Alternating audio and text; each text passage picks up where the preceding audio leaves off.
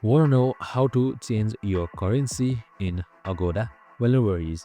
In this video, I'm going to show you an easy step-by-step guide on how you can do it. It's super simple and under a minute, so let's get straight to it.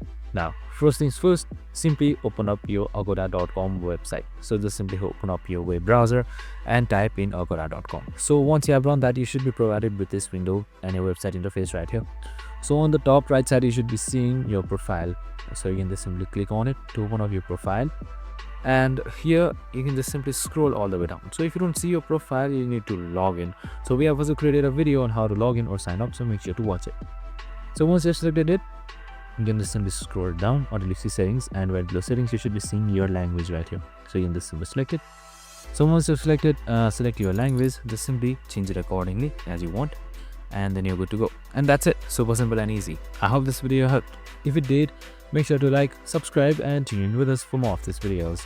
Have a good day and see you in the next one.